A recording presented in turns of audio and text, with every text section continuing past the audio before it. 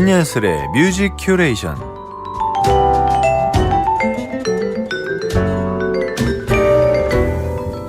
요즘 볼만한 음악 공연과 책, 또 들을만한 앨범 이야기를 좋은 음악과 함께 큐레이션해드립니다. 문화시대 수요일 코너 신예슬의 뮤직 큐레이션, 신예슬 음악 비평가님 함께합니다. 어서 오세요. 안녕하세요. 지난 3주간 어떻게 지내셨습니까? 네, 지난 3주간 참 크고 작은 이벤트가 많았는데요. 네. 최근에는 좀 새로 오픈한 곳들을 다녀왔어요. 그래서 작년에 서울문화재단에서 오픈한 문화예술교육센터가 지금 서울 곳곳에서 막 운영 중인데, 그중에 이제 서초 쪽에 있는 서초센터는 음악을 중심적으로 다루는 교육센터여가지고 저도 자주 가고 있는데, 제가 언제 한번 방송에서 소개해드렸던 책 중에 진은숙과의 대화. 네. 네, 그 책에 대한 북토크가 거기서 열려서 거기서 너무너무 재밌게 그 토크 행사 듣고 왔었고요. 그리고 또 최근에 이제 다시 재개관해가지고 많은 화제가 되고 있는 GS 아트센터. 네. 역삼역에 있는 거기도 예전에 정말 LG 아트센터일 때부터 많이 다녔었는데 이렇게 재개관한 이후로 좀 처음 가보게 돼가지고 또 재미난 공연 보고 오고 그랬습니다. 정말 여기는 서울의 한 중심가에 있죠. 그렇죠. 네, 그래서 사람들이 가기가 좀 편한 곳이지 않나 싶어요.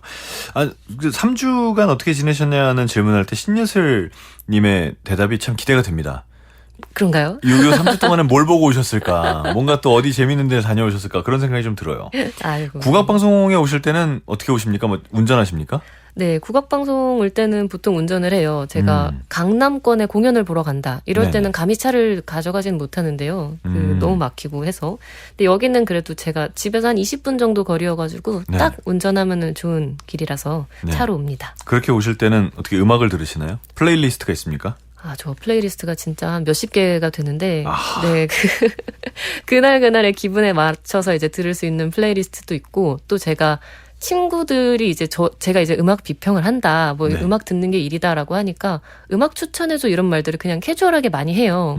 근데 이제 저도 이 친구한테는 플레이리스트 선물 좀 해줄 수 있겠는데? 하는 느낌이 오는 친구들한테는 플레이리스트를 만들어서 그냥 주기도 해요. 마치 믹스테이프 주듯이. 옛날에 그 녹음해서 주는 그런 느낌이군요. 그렇죠. 근데 이제 유튜브 링크나 이런 걸로 바꿔서 주는 거죠. 네네네. 그래서 친구들을 위해 만들어준 거, 제가 혼자 들으려고 만든 거 이런 것들 중에 이제 기분 따라 많이 이렇게 고르는데 운전할 때는 그래도 좀 아무래도 차분한 걸 좀 많이 듣게 되는 것 같아요. 막 너무 신나고 막 이런 것보다는. 네.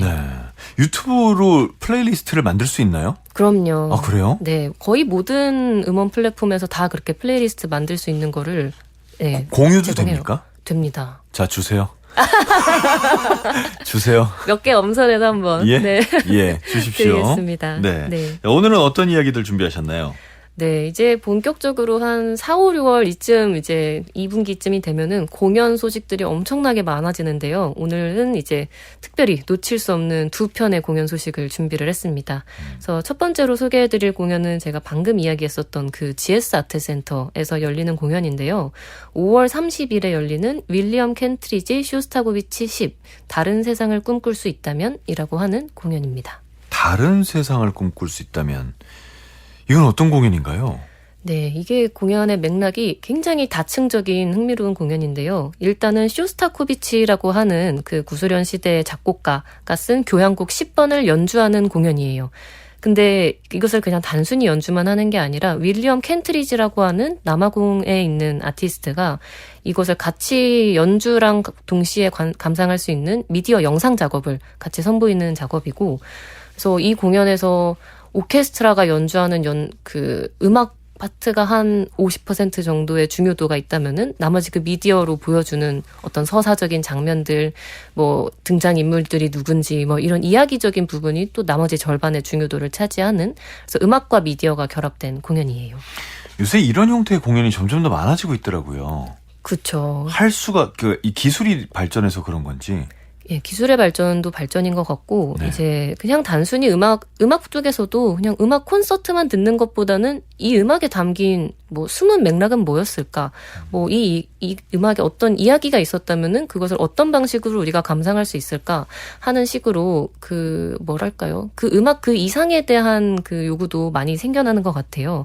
그래서 이 공연, 그 다른 세상을 꿈꿀 수 있다면이라고 하는 것도 쇼스타코비치의 음악에서 이 윌리엄 켄트리지라는 창작자가 발견한 어떤 숨은 이야기 같은 것들을 이제 끄집어내서 미디어로 풀어내는 형태의 공연이에요. 네. 얼마 전에 문화시대 초대석에 GS 문화재단 박선희 대표를 한번 모셨어요. 그때 네. 이제 이 공연 얘기도 하고 그래서 교향곡도 잠깐 듣고 그랬거든요. 네네네. 이 제목이 어떤 의미일까요? 다른 세상을 꿈꿀 수 있다. 네, 그렇죠. 이제 그냥 교향곡 공연인데 뭐 이런 제목이 붙은 게 조금 의아할 수도 있지만 이 곡의 조금 내막을 살펴보면은 또 조금 금방 이해할 수 있는 이야기이기도 한데 이 쇼스타코비치라는 사람이 그 소련 시대에 정말 정치적으로 탄압을 많이 받았어요. 스탈린에게 탄압을 많이 받았는데 이제 그 스탈린이라는 인물이 나오기 전에 러시아 혁명이 있었죠. 네. 그래서 1917년에 일어난 러시아 혁명 때는 다들 우리가 이제 그런 왕정을 벗어나서 이제 새로운 세상, 정말 유토피아적인 세상을 만들 것이다 라고 이렇게 막 꿈꾸면서 레닌과 트로츠키와 스탈린 막 이런 사람들이 등장해서 이제 새로운 세계를 구축하는 것처럼 보였으나 사실 그 혁명의 결과가 쇼스타코비치에게는 너무 이렇게 죽음의 숙청처럼 다가오기도 하고 많은 예술가들이 죽어나가고 결국 그게 그 혁명의 시작은 좋았으나 그리고 되게 미래지향적이었으나 결국 돌아온 현실은 처참했더라라고 하는 것을 이 켄트리지라고 하는 창작자가 역사를 되돌아보면서 엄청나게 깊게 느끼게 된 거죠.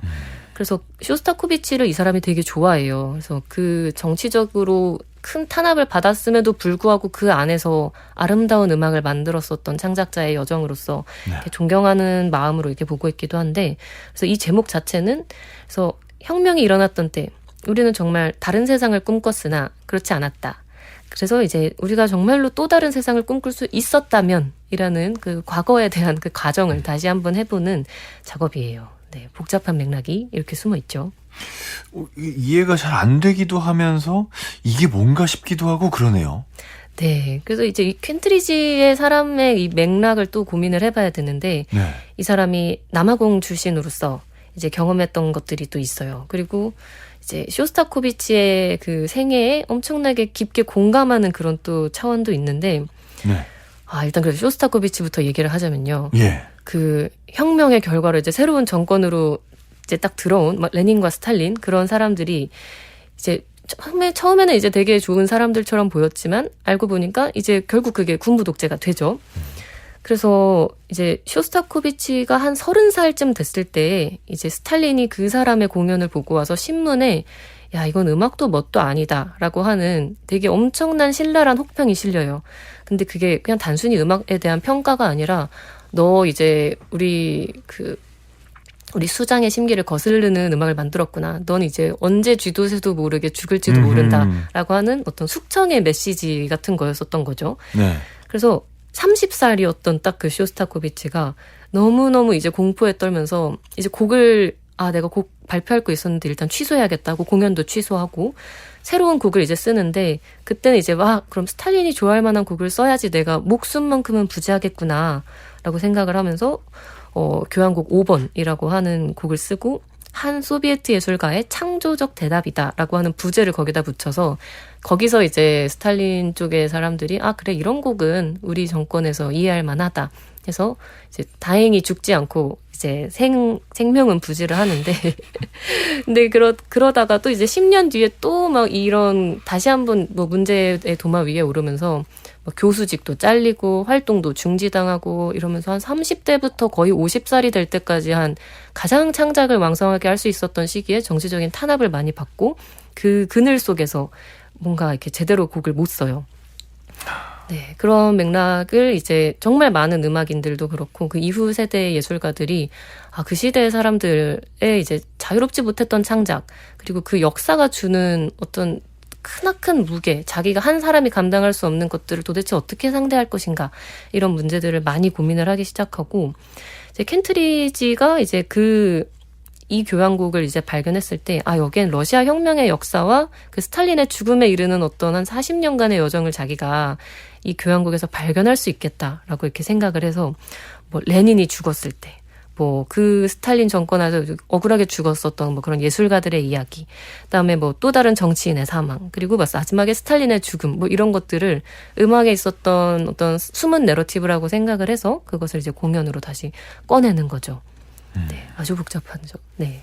역사와 그 예술가에 대한 탄압이 됐음에도 불구하고 창작력을 불태웠던 한 인생과 이런 게 다 포함이 돼 있는 그렇죠. 네. 공연인가 봐요. 네. 그래서 그 공연에 막 등장인물들이 있어요. 그래서 물론 연주하는 사람들만 있는 그 무대 위에는 정말 교향악단이 있지만 그 미디어로 이제 영사되는 장면에는 레닌도 나오고 스탈린도 나오고 쇼스타코비치도 나오고 이런 사람들의 얼굴이 진짜로 그냥 인쇄가 돼가지고 종이 인형처럼 그래서 그들이 어떤 관계 속에서 어떻게 활동하고 어떤 관계 어떤 사건들을 겪었는지 이런 것을 시각적으로 이제 보여주면서 이야기를 끌어간다고 해요. 그래서 되게 아주 직접적으로 그 시기 소련의 역사를 보여주는 그런 공연일 것 같습니다. 네. 이렇게 얘기를 듣고 나니까 그 제목 다른 세상을 꿈꿀 수 있다면이 조금은 이해가 돼요. 그렇게 탄압을 당하고 뭔가 자유롭지 않은 예술 활동에 자유롭지 않았던 그 시기가 아니라 다른 세상을 네. 말하는 거잖아요. 그렇죠. 그럴 수도 있고 혹은 이제 1917년의 시점에서 생각을 해보면은 그들이 꿈꿨던 미래가 정말 다른 세상 정말 멋진 세상 유토피아적일 것이라고 느꼈던 것이기도 하잖아요. 그래서 그 시점에서 봤을 때는 이제 정말 미래가 아름다웠겠지만 우리 시점에서 보면은 결코 그렇지 않은. 그래서 우리가 다시 다른 미래를 또 꿈꿔봐야 되는 뭐 그런 되게 양가적인 입장에서 이 제목을 해석할 수 있는 것 같아요. 이 윌리엄 켄트리지는 어떤 분입니까? 네, 이분은 이제 어쩌면은 음악계보다는 시각예술 분야에서 더 많이 알려지고 유명하신 분이에요. 그래서 온갖 그런 유럽의 아주 큰 뭐 테이트 모던이나 뭐 그런 큼직큼직한 미술관들에서도 많이 이제 작품을 의뢰받아서 공개하시는 분인데 이상하게 이분이 또 극장 작업 뭐 이런 데서도 새로운 작품 위촉을 많이 받으셨어요. 그래서 뭐 뉴욕에 있는 메트로폴리탄 오페라라거나 혹은 뭐 이제 그 오스트리아에서 열리는 그 잘츠부르크 페스티벌 이런 큼직큼직한 이제 공연 예술의 중심지에서도 작품을 계속 선보이는 오페라 연출가이자 미디어 아티스트이자 네, 뭐 그런 분이라고 할 수 있는데 이런 이 분의 어떤 작업의 주제도 굉장히 중요해요. 이분이 어린 시절에 그 아버지의 서랍을 이렇게 딱 이렇게 열어봤대요. 그래서 여기에 뭐 맛있는 간식 같은 거 있지 않을까 하고 딱 서랍을 열었는데 네. 그 남아프리카 공화국에서 1960년대에 시위를 하다가 잔인하게 죽은 사람들의 사진을 발견했대요. 그 서랍 속에서. 어렸을 때? 네. 그래서 그의 아버지가 뭐 하던 분이셨냐 하면은 남아공의 이제 인권 변호사셨대요. 그래서 이제 아파르트헤이트 폐지 정책을 위해서 힘썼던 그 넬슨 만델라를 변호했던 그 사람의 아들이 바로 이 켄트리지라는 아티스트더라고요. 네. 그래서 이 사람도 이제 남아공의 그 지난 역사들과 이제 그 상황 같은 것들을 내가 어떤 책임을 갖고 어떻게 예술가로 풀어낼 것인가 이것들을 고민을 많이 하고 있었고 소련과는 정치적 상황이 많이 다르긴 하지만 이제 남아공도 거의 한 300년간 인종차별과 억압을 겪었고 이제 뭐 민주화가 됐다고는 하지만 그거를 막 몇십 년 안에 그 모든 역사를 막 다 어떻게 극복할 수 있는 건 아니잖아요. 그래서 이 너무 이제 어두웠던 시대상을 이제 계속해서 지켜보면서 그 시대상 속에서 내가 어떤 음악을 혹은 어떤 극장 작업을 만들 것인가 이런 거를 굉장히 깊이 고민하는 창작자라고 할 수 있습니다. 그런 변호사의 아들이 예술가가 된 거군요. 그렇습니다. 네. 네. 이 영상을 과연 어떻게 할지도 기대가 되고요. 저는 또 사실 이런 식의 공연에 대해서 걱정이 음악에 좀 집중을 못하지 않을까라는 생각도 좀 들거든요. 마치 영화 음악 보는 것처럼 그냥 배경음악으로만 들리는 게 아닌가. 맞아요. 저도 그래서 이렇게 미디어가 있을 때 아무래도 눈에 보이는 것들에 훨씬 더 시야를 많이 뺏기게 되잖아요. 눈이 크죠. 네. 그렇죠. 그리고 어쨌든 굉장히 구체적인 인물들이 나오기도 하고 뭐 레닌, 스탈린, 쇼스타코비치, 트로츠키 얘네가 도대체 뭘 했을까? 그러니까요. 이런 이야기가 또 궁금해서 음악을 잘 못 듣게 될 가능성도 있을 것 같은데 그래도 그나마 이 공연에서 좀 다행스러울 것 같이 느껴지는 건 이 모든 이야기가 완전히 음악과 별개의 이야기가 아니라 음악과 맞물리는 이야기였다는 점도 그렇고 어쨌든 쇼스타코비치의 그 생애에 대한 충실한 리서치를 바탕으로 만든 서사이기 때문에 어쨌든 때때로 그 시각예술 쪽에 훨씬 더 집중을 뺏기게 되겠지만 그래도 일단은 뭔가 이 음악을 이해하는 조금 더 복합적인 이야기를 제공해주는 것이 되지 않을까 하는 생각을 저도 하고 있어요. 근데 또 모르죠. 보고 났을 때 쇼스타코비치를 내가 들었나 하는 게 기억이 안 날 수도 그럴 있겠죠. 수도 있죠. 네. 근데 참 교향곡이라는 그 형태가 뭐 선율 혹은 악기 소리로만도 이 극장이라는 공간이 꽉 차는 그런 형태의 음악이잖아요. 그렇죠. 여기에 영상을 더한다는 거는 이분한테도 쉽지 않았을 것 같긴 해요. 그렇죠. 또 이미 무대에 그렇게 막 80명 막 그 정도의 사람들이 올라와 있으면은 또 그 사람들의 존재감도 굉장하잖아요. 그럼요. 네. 그래서 이제 그 무대 위에다가 그 뭔가를 영사한다고 했을 때 또 거기서 이제 또 너무 그 집중을 또 반대로 그 창작자 입장에서는 음악한테 다 뺏기면 안 되니까 또 영상을 잘 만들어야 되는 그런 고민도 있을 것 같고, 또 실질적인 문제는 이게 음악과 영상이 이제 맞물리는 것인데 음악의 연주 속도라고 하는 게 매번 똑같지가 않잖아요. 그럼요. 뭐 지휘자에 따라서도 다르고 그날그날의 컨디션에 따라 다르다 보니까 정말 실질적인 차원에서 그걸 맞추는 게 좀 어려운데, 그래서 이 공연 같은 경우는 그 영상 오퍼레이터가 같이 있어가지고 지휘자의 움직임을 실시간으로 보면서 마치 그 지휘에 맞춰서 자기도 뭔가 퍼포먼스를 하듯이 이제 악보도 펼쳐놓고 영상도 보고 지휘자도 보면서 이것들을 이제 시작점을 계속 잘 맞춰가는 방식으로 영상을 또 이렇게 오퍼레이팅을 한다고 하더라고요. 야. 그래서 그렇게 실시간으로 조정 가능하게까지 영상을 만드는 일도 어마무시하게 까다로웠을 것 같아요. 좋습니다. 그 현장에 오퍼레이터가 있어야만 되겠다는 생각도 드네요. 이번 연주는 서울시립교향악단이 맡았는데 지휘자가 아주 특별한 분이시라고. 네. 이제 아프리카계 미국인 지휘자 로더리 콕스라고 하는 굉장히 젊은 지휘자예요. 88년생이고 이제 어쨌든 30대 나이로 이렇게 활동을 이제 막 활발히 하고 있는데 그 나이에 비해서 정말 걸출한 교향악단들과의 만남들을 되게 빠르게 막 해나가고 있어요. 근데 보통 클래식 지휘자라고 하면은 어떤 이미지가 떠오르세요? 막 카라얀 같은 그런 백인 지휘자. 카라얀 사진을 너무 많이 봤죠. 그렇죠. 네. 그런 이렇게 되게 장엄한 마에스트로의 얼굴이 떠오르잖아요. 백발에 곱슬머리에 뭐 이렇죠. 그쵸. 네네. 근데 이제 이 로더리 콕스라고 하는 인물은 거기랑 완전히 거의 정반대의 인물상이라고 할 수가 있어요. 이분이 이제 또 클래식계가 뭐 어쨌든 그것이 유럽 전통에서 이제 출발한 음악이기 때문에 어쨌든 그 백인 사회에서 향유되던 음악이고 여전히 그쪽 사람들이 많지만 이제 아시아 연주자들도 그렇고 이제 아프리카계 미국인들도 그렇고 이제 또 정말 다양한 인종의 사람들이 향유하는 음악이 이제는 되었죠. 그럼요. 네. 근데 그것이 조금 진입장벽이 개중에 높았던 게 지휘자의 영역이에요. 그래서 저도 이 로더리 콕스가 와서 지휘를 한다는 걸 보고 아, 내가 흑인 작곡가 혹은 이제 흑인 음악가들의 얼굴은 그래도 좀 떠올릴 수 있는데 흑인 지휘자는 정말로 본 적이 없더라고요. 네. 그래서 이제 이분과 이제 어떤 서면 인터뷰를 좀 진행할 수 있는 기회가 있어서 인터뷰를 해봤어요. 했는데 이제 자기도 어딘가에 이제 악단을 지휘하러 갔을 때 누가 자기한테 조용히 와서 이랬다는 거예요. 나는 사실 흑인한테 지휘를 받아본 적이 없다라고 이제 그냥 그런 얘기를 했대요. 그래서 이분도 예상했던 일이겠죠. 어쨌든 워낙 거기가 백인 중심 사회고 하니까 그래 뭐 그럴 수 있지 하는 식으로 대충 이제 대답은 했지만 그게 또 얼마나 큰 상처겠어요. 그리고 내가 그냥 나의 일을 하러 온 건데 나의 정체성 때문에 뭔가 그렇게 낯선 취급을 당하는 것이. 네, 그래서 이분도 그 자기가 그냥 지휘자로서 음악 세계를 만들어가는 것 이외에도 어떤 책임감을 느끼고 계시더라고요. 네, 그래서 자기가 흑인 아티스트로서 어떻게 하면 이 이후 세대의 그런 아티스트들이 조금 더 편안하게 그리고 조금 더 이 음악계에 잘 진입할 수 있을까 이런 고민들을 많이 하면서 굉장히 좀 실천적인 활동도 많이 하고 있더라고요. 그 서면으로 인터뷰하셨다고 했는데 네. 그 서면 답이 왔을 때 느껴지는 그 사람은 어떤 분인가요?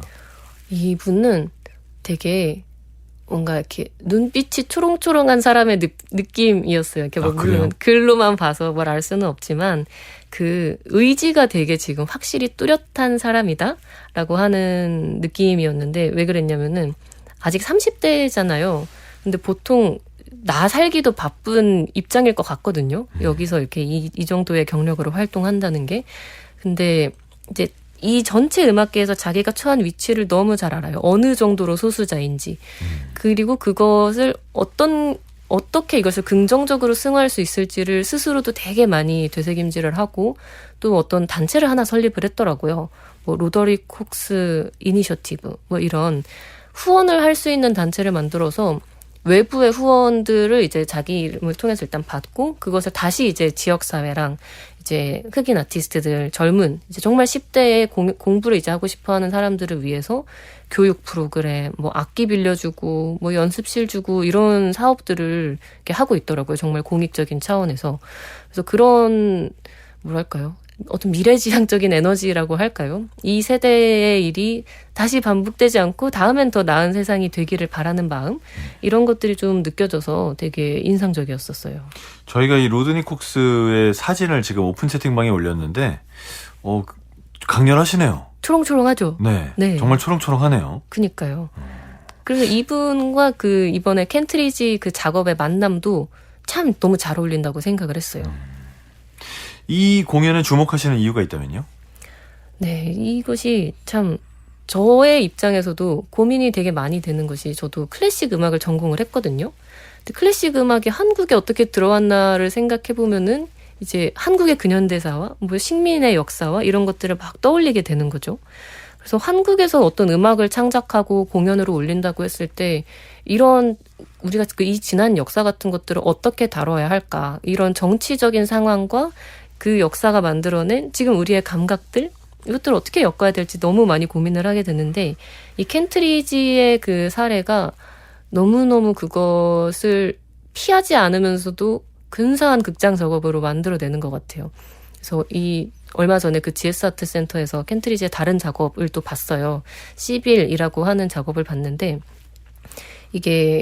이것도 이제 남아공의 어떤 맥락, 역사적인 맥락이 은은하게 이렇게 배어 있었던 것이고, 어떻게 이렇게 갑자기 역사가 단절되고, 그 다음에 새로운 세상이 이제 막 들어오는 것처럼 됐지만, 어딘가 해소되지 않고 사라져버리는 것들이 있잖아요. 뭐 그 지역이 꿈꿨던 원래의 미래, 그 지역에 원래 갔었어야 했던 어떤 운명 같은 것들이 이제 외부의 요인으로 인해 확 사라지는, 그러면서 어떤 신화적 환상과 뭐 이런 것들이 확 사라져버리는 그런 감각의 변화 같은 게 있는데, 이런 것들이 이제 극장에서도 너무너무 멋지게 표현이 되더라고요. 그래서 그 역사에 대해서도 생각하고, 그냥 공연으로 보기에도 좋고, 그다음에 나의 상황에 대해서도 다시 한번 생각해 볼 수 있는 그런 되게 특별한, 이 사람만 할 수 있는 공연이구나라는 생각이 들었어요.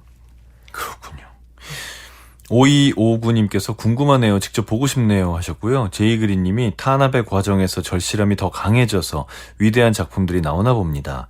보뜰마을님, 쇼스타코비치는 국내에 해금된 게 89년도였습니다. 90년대 초 열심히 쇼스타코비치를 듣던 대학 시절 추억이 생각납니다. 그죠. 구소련의 음악가니까 뭐 예전엔 공산주의 국가의 예술가들을 그쵸. 안 받아들였었죠. 그쵸. 그래서 89년이군요. 이제 냉전 시대 때도 미국이랑 러시아의 그 관계 때문에 쇼스타코비치 곡을 막 연주를 미국에서 하려고 했나 봐요. 근데 이제 연주 이 곡은 아니었고 다른 곡이었는데, 연주하기 직전 날인가 그 지휘자한테 익명의 전화가 걸려왔대요. 그래서 너 쇼스타코비치 저 곡이 무슨 곡인지 알고 연주하냐, 너가 만약에 연주를 시작하면은 너가 살아서 포디움을 내려가지 못할 것이다, 이런 협박 전화를 했었다는 정말. 거예요. 네, 그래서 이 음악에 대한 어떤 탄압 같은 것도 미국에서 있었던 것인데, 근데 물론 이제 그 당시에 그 곡을 지휘하기로 결심했던 지휘자는 뭔 소리냐, 이건 음악은 음악이다, 이렇게 얘기를 하면서 그냥 꿋꿋하게 연주를 감행했다고 하는 그런 전설 같은 이야기도 있습니다. 그런 게 있군요. 네. 어떤 음악을 한번 들어볼까요? 네, 그래서 지금 굉장히 무거운 이야기들, 어떤 탄압의 역사, 그리고 뭐 남아공의 역사, 이런 것들을 관통하는 작업으로 이제 쇼스타코비치 이야기를 해드렸는데, 오늘 소개하고 싶은 음악은 한결 가벼운 음악입니다. 네. 이거 들으면은 이거 쇼스타코비치 거였어? 하고 생각하실 정도로, 이제 이거 원래 알던 곡인데 하시는 분들도 많으실 텐데, 이거는 쇼스타코비치가 편곡을 한 작품이에요. 근데 이 편곡의 과정도 이제 아주 묵직하게 뭐 각 잡고 쓴 그런 게 아니라, 어떤 지휘자랑 내기를 해서 너가 오늘 연극에서 들었던 어떤 한 부분 1시간 안에 편곡해봐, 그럼 내가 그거 연주해줄게 라고 하는 그런 귀여운 내기를 했었다고 해요. 그래서 진짜 45분 만에 연극에서 들었던 곡을 편곡해서 낸 곡인데, 제목은 타이티 트롯이라고, 이제 당시의 러시아 사람들은 그게 이 곡의 제목인 줄 알고 불렀지만, 원곡의 제목은 T42라고 하는 원래 되게 유명한 그런 뮤지컬 피스입니다. 함께 들어보시죠. 쇼스타코비치의 타이티 트로트 혹은 T42, 마리스 얀손스의 지휘로 필라델피아 오케스트라 연주로 감상하시겠습니다. 쇼스타코비치 타이티 트로트 T42 들으셨습니다. 마리안 얀손스의 지휘 필라델피아 오케스트라의 연주였습니다. 자, 오늘 수요일 코너입니다. 신예슬의 뮤직 큐레이션 함께 하고 있습니다. 오늘 두 개의 공연을 소개해 주신다라고 하셨는데 평론가님 공연 선택할 때 기준이 혹시 뭐예요? 기준이요. 일단 호기심이 확 생기느냐 맞느냐인 것 같습니다. 뭐 원래 좋아하던 음악을 다시 연주하는 공연도 좋아는 하는데요. 아, 이건 가야겠다 하는 것은 정말 생뚱맞은 제목이 있거나 너무 종잡을 수 없는, 그래서 뭘 들을지 모르겠는 그런 궁금한 공연일 때 저는 이렇게 바로 예매를 황급하게 이렇게 하고는 합니다. 진짜 다르네요. 어떤 공연은 선택하는 기준이. 저는 되게 익숙한 걸 가거든요. 완전 정반대라는 생각이 듭니다. 네. 자, 좋아요. 그럼 오늘 두 번째 공연 소식은 어떤 거죠? 네, 오늘 두 번째 공연 소식은 스페인과 남미의 바로크 음악이라고 하는 제목의 공연이고, 영어로는 이제 The Old and the New World라는 제목이 붙은, 이거는 그냥 연주만 하는 공연이에요. 어떤 공연입니까?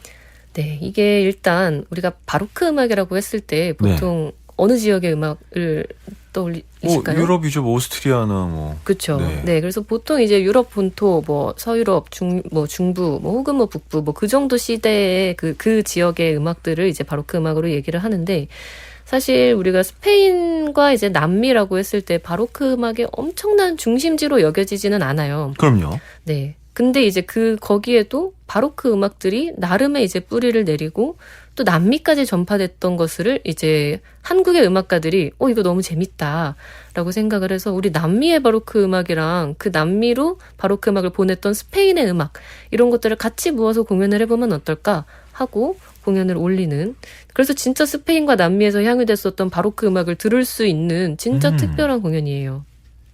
재밌는데요? 사실 생각해보면 우리나라도 바로크 음악 하긴 하잖아요. 그렇죠. 사실 한국의 바로크 음악도 있는 그럼요. 거죠. 예, 남미에도 네. 뭐 없으란 법은 없죠. 그렇죠. 그냥 익숙하지 않을 뿐이지. 맞아요. 그래서 사실 우리나라에도 이제 뭐 유럽의 음악이 들어온 게 어쨌든 20세기쯤이니까 이렇게 이 시기에 음악이 들어간다고 하는 게 되게 그래도 최근의 일처럼 느껴지는데, 이 바로크 음악이 거기에서 어떻게 뿌리를 내렸을까를 좀 곰곰이 생각해 보면은 그 시차가 좀 있어서 또 그런 것 같아요. 우리는 20세기부터 서양 음악의 역사가 시작인데 거기는 바로크 시대부터 남미에서 뭔가 시작이 됐다는 건가 하는 그런 헷갈리는 생각도 들게 되고, 그래서 저도 이 역사를 좀 찾아보다 보니까 이제 콜럼버스가 15세기에 아메리카 대륙에 이제 처음으로 방문을 하게 되잖아요. 네. 그때부터 이제 스페인의 식민제국 시대가 이렇게 시작이 되는데, 생각해보면은 우리나라도 이렇게 음악이 들어온 게 온갖 문화권과 문화랑 다 같이 들어왔잖아요, 한 번에. 그렇죠. 그럼 이때도 당연히 음악도 들어갔겠구나 싶더라고요. 그래서 이제 선원들이 이제 뭐 가져갔던 악기들, 혹은 이제 뭐 거기도 이제 종교가 이제 거기도 전파가 됐으니까 뭐 예수의 수도사들이 이제 가지고 간 어떤 필사본 같은 것들의 일부, 뭐 이런 것들이 이제 남미에도 나름대로 그 시기부터 정착을 하게 되고, 그게 이제 그 지역에 토착화하는 방식이 또 있겠죠. 그래서 그 지역에서 원래 부르던 노래들이나 원래 즐기던 춤의 리듬들, 이런 것과 당시 이제 유럽에서 만들어진 바로크 음악이 묘하게 짬뽕이 되면서 그 지역에서만 들을 수 있는 굉장히 독특한 리듬과 분위기를 가진 바로크 음악이 탄생을 한 것이더라고요. 그래서 너무너무 재밌는 음악이고, 바로크 음악 하면은 그래도 약간 고상한 느낌, 그리고 조금 더 차분하게 감상해야 될 것 같은 그런 느낌이 좀 있는데, 클래식이 클래식이죠. 그쵸. 네. 근데 이 남미의 바로크 음악을 들으면 나도 좀 움직여볼 수 있겠는데, 그래요? 리듬 좀 탈 수 있겠는데, 이런 느낌이 들어요. 일단 바로크 음악이라고 부르는 이 카테고리는 특징이 뭔가요? 네, 이 카테고리의 음악은 일단은 감정적인 부분이 굉장히 중요해요. 이때 그 어떤 음악적인 사고방식은 하나의 음악은 하나의 감정을 표현한다. 그래서 이 음악이 기쁨을 표현한다 하면 그럼 진짜 기뻐야 돼요. 처음부터 끝까지. 네. 이 음악이 좀 슬프다 하면 눈물 잘잘 나와야 되는 그런 음악이었던 것인데, 그러니까 어떤 드라마틱한 성격이 일단은 조금은 있었던 거죠. 되게 표현적이고. 근데 그런 면이 하나 또 있는가 하면은 굉장히 또 즉흥적인 면모를 좀 잘 발휘할 수 있게, 좀 뭐랄까요, 엄청 꼼꼼히 악보가 막 다 새겨진 것도 아니고 연주자가 자유롭게 좀 구성할 수 있는 좀 열린 구석이 있어요. 그래서 당시에 이제 바로크 작곡가 중에 쿠프랭이라고 하는 사람은 언젠가 이제 자기가 악보에 이렇게 적었는데 내가 악보에 음표를 너무 하나하나 다 깨알같이 써놓으면은 연주자의 상상력을 제한할지도 모른다. 라고 이렇게 딱 같이 써놨어요. 그래서 그렇게 얘기할 정도로 연주자가 이렇게 적극적으로 창조적인 연주를 할 수 있게 열어주는 그런 면모가 굉장히 큰 거죠. 그래서 드라마틱한 표현이 있고 즉흥성과 여유로움과 유연함이 있는 그런 음악이다라고 바로크 음악을 설명할 수 있을 것 같습니다. 그 이번 공연에서는 그 바로크 음악 그 당시 악기로 연주한다면서요? 네, 맞아요. 그래서 많은 그 바로크 음악 하시는 분들이 그 당시 악기를 결국 쓰게 되시더라고요. 그래서 일단은 우리가 그냥 보통 알고 있는 기타랑 조금 다른 사이즈가 더 작은 바로크 기타가 나오고요. 그다음에 바이올린도 바로크 바이올린이 또 있어요. 그래서 활 모양이 조금 다르고 이제 바이올린 그냥 지금 현대식 연주할 때는 이렇게 목받침 같은 게 있는데 이때는 목받침을 또 안 쓰는 그런 바이올린도 있고 비올라 다 감바라고 하는 바로크 시대에 엄청나게 사랑받았던 악기가 있는데 네. 다 감바라고 하는 게 이제 다리 사이에 낀 비올라라는 뜻이에요. 약간 첼로 같이 생겼지 않습니까? 생긴 것만 맞아요, 보면. 맞아요. 네. 그래서 첼로보다 살짝 작은 사이즈의 그 악기도 있고 챈발로라고 하는 그 피아노의 전신이 되는 또 건반 악기도 있고요. 또 제일 특이한 거라고 할 만한 거는 한국에 몇 대 없는 테오르브라고 하는 엄청 큰 악기가 있어요. 뒤가 아주 길죠. 저희 여기서 한번 연주를 했었어요. 아, 진짜요? 네네네. 아마 그분이 나오실 거예요. 유현종님. 맞아요. 네. 바로 그것이 이제 연주가 되는, 네. 그래서 그냥, 이런 공연들 가보면은 눈으로 악기 구경하는 것만으로도 참 재밌고 즐거운, 네, 그런 일이 있죠. 그렇군요. 연주를 맡은 단체 이름이 무지카 엑스 마키나입니다. 네. 이 엑스 마키나는 보통 영국에 쓰이지 않나요? 그쵸. 어떤 팀인가요, 이건? 네, 원래 그 데우스 엑스 마키나라고 하는 그 기계장치의 시인이라는 그 연극에서 갑자기 등장해서 모든 갈등을 해결해버리는 그런 존재를 이렇게 부르잖아요.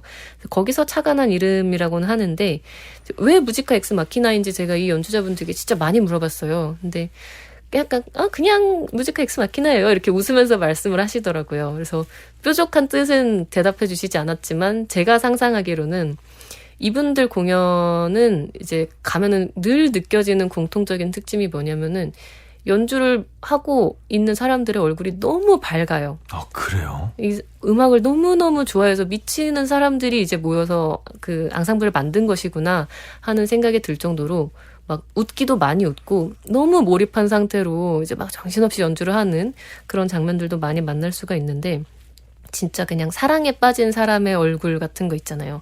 그래서 그런 게 이제 이분들의 얼굴인데 그래서 이분들한테는 그냥 음악이 자기 인생의 모든 것을 해결해주는 정말 기계장치의 신처럼 그런 역할을 하고 있는 걸까 하는 생각을 하면서 그래서 음악으로 살아가는 사람들이구나 하는 생각을 하고는 있습니다. 그래요. 네.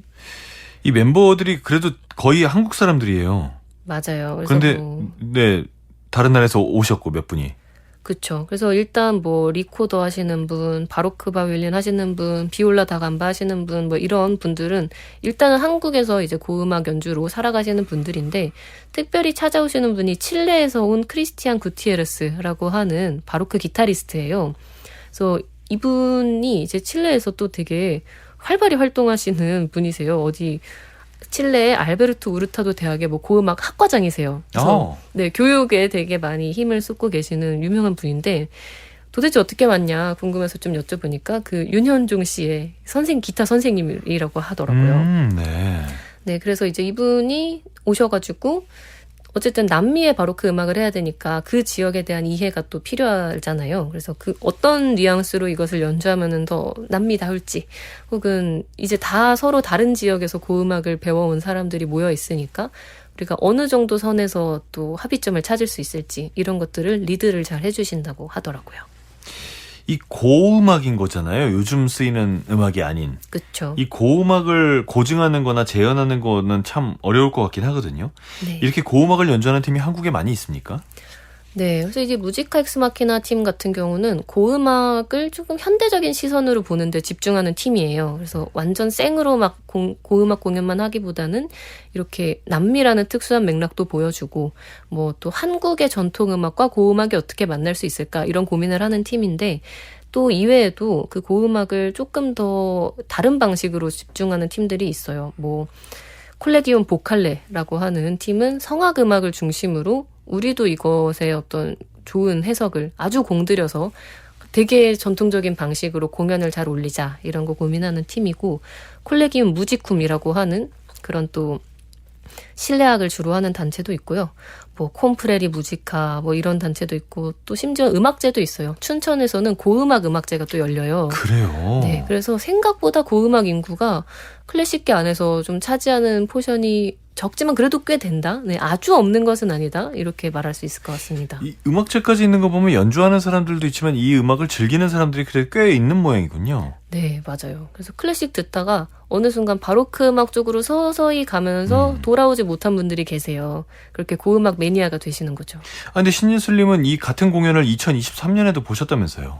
맞아요. 2023년에는 그 조금 작은 공간에서 했었어요. 네. 전형적인 연주회장도 아니었고, 미술인들이 좀 전시도 많이 하고 전시 연계 퍼포먼스 이런 거 많이 하는 공간에서 했었는데, 이번에는 또 콘서트홀 같은 포맷에서 해요. 그래서 정말 전형적인 무대가 있고 객석이 있는 자리에서 하는데, 그때 공연을 봤던 경험이 너무 좋았어가지고 이건 한 번 또 갈 그 가치가 있다. 이번에 가실 겁니까? 가야죠. 와, 네. 다 찾아다니시네요. 너무 바빠요. 네, 그래서 가느라고. 이동하느라 정신이 없어요. 그래 다행히 서울에 많이 있어서 다행이네요. 맞아요. 네. 네, 춘천 아니어서 다행이에요. 네. 23년도에는 어떠셨어요? 23년도에는 저도 이때 그냥 남미의 바로크 음악이 있다는 걸 처음 알았어가지고. 그죠. 제가 네. 오늘 처음 한 것처럼. 맞아요. 그래서 네. 야, 이런 게 다 있냐, 뭐 너무 신기하다 하면서 너무 이렇게 어떤 이상한 해방감 같은 게 있었어요. 왜냐면 해방감이요? 네, 이분들이 너무너무 밝은 모습으로 음악을 즐기면서 하는 팀이라고 했잖아요. 네. 근데 이제 제가 이 시기 때쯤에는 내가 한국 사람으로 태어나서 지금 이제 30대 여성으로 살아가는데 내가 계속 그 몇백 년 전에 돌아가신 그 백인 남성 작곡가들의 음악만 계속 탐구하면서 듣는 것에 어떤 약간 슬픔 같은 게 있었어요. 내가 시대도 좀 내가 좋아하는 음악과 나 사이의 거리가 너무 멀게 느껴지는. 네. 그래서 나의 음악은 뭘까? 그래서 나의 시대의 음악, 내가 좋아하는 음악과 그 거리를 어떻게 막 좁힐 수 있을까? 막 이런 정체성 고민을 막 하던 시기였는데, 그때 이제 그냥 이 사람들이 너무 단순 명료하게 연주를 즐겁게 하니까 그냥 내가 좋아하는 것이 내 음악이군, 이런 그냥 단순한 결론에 또 도달을 할 수가 있었어요. 그래서 그런 이상한 해방감, 그리고 그냥 어쨌든 식민의 이 결과로 이런 음악들이 이 나라에 도착했다 하더라도 우리가 그냥 이렇게 즐기고 사랑하게 되면은 이 음악에는 또 다른 역사가 새롭게 시작되는 것이구나, 이런 생각들을 하면서 조금 이 마음들을 좀 긍정적으로 승화할 수 있게 되었던 것 같습니다. 이 공연 소개글에 이런 문구가 쓰여 있답니다. 그간 유럽 중심의 서양 음악사에서 남미의 바로크 음악은 거의 주목받지 못했었지만 최근 남미에서 발견된 코덱스, 고문서와 구전되어 온 음악을 통해 남미의 바로크 음악이 새롭게 조명되고 있습니다. 그러니까 이 남미의 어떤 그 고전 음악에 대해서 되게 연구를 많이 했나 봐요. 그러게요. 그래서 그 윤현종 님이 이 예. 공연의 기획자인데, 네. 네, 그래서 그 칠레 분께 그 바로크 음악을 배우는 것도 되게 독특하고, 그래서 그분도 이제 한국에서 고음악 공연을 한다는 것에 의미도 고민을 하면서 이제 그 역사, 우리나라에서는 그 역사가 아직 뭔가 문서로서 많진 않으니까 그것을 배우는 어떤 하나의 창구로서 남미 쪽에 레퍼런스도 찾아보고 막 직접 인터넷으로 디깅도 많이 하시고 그러시더라고요. 근데 이번 공연이 시리즈 공연이라면서요? 맞아요. 이번에 그 반포동에 있는 심산 아트홀이라고 하는 데가 또 네. 고음악 공연이 굉장히 많이 열리고 있어요, 최근에. 네. 그래서 거기서 이 무지카 엑스 마키나 팀한테 이제 4회차로 이루어진 시리즈 공연을 이렇게 기획을 맡겨가지고 총 4번의 공연을 하는데, 이번에 첫 공연이 이 스페인과 남미의 바로크 음악이고요. 6월에도 이제 뭐 글림 앙상블의 공연, 뭐 10월과 11월에는 또 한국의 전통음악과 그 유럽의 고음악을 같이 엮어보려는 그런 약간의 재미난 콜라보레이션 공연들이 열려요. 그래서 뭐 류트를 치면서 부르는 노래랑 한국의 정가를 엮어서 같이 하는 공연이랑, 또 11월에는 산조라고 하는 이제 연주자들이 이제 만드는 장르랑 이제 또 모음곡이라고 하는 유럽에서 연주자들이 이제 자기의 기량을 딱 모아서 보여주는 그 장르를 또 한 자리에서 만나보게 하는 그런 공연들이 남아 있습니다. 그 공연 보다 보니까 10월하고 11월 공연은 해설이 신예술이네요. 아직 생각은 네, 아직 준비가 안 됐어요. 네, 아, 맞아요. 확정된 거 아닙니까? 확정됐어요. 확정됐어요? 네. 근데 이제 아직 준비해야죠. 갑자기 죄인이 된 것 같은 기분이. 아유, 10월 멀었는데요, 뭐. 그쵸? 어쨌든 네. 좋은 해설 또 좋은 공연 기대하겠습니다. 알겠습니다. 자, 오늘 신예슬의 뮤직 큐레이션 여기서 마치겠습니다. 서울시립교향악단이 연주하는 윌리엄 켄트리지 쇼스타코비치 10번 다른 세상을 꿈꿀 수 있다면, 그리고 무지카 엑스 마키나가 연주하는 The One and the New World, 스페인과 남미의 바로 그 음악 두 가지 공연 소식 전해드렸습니다. 오늘도 말씀 감사합니다. 감사합니다.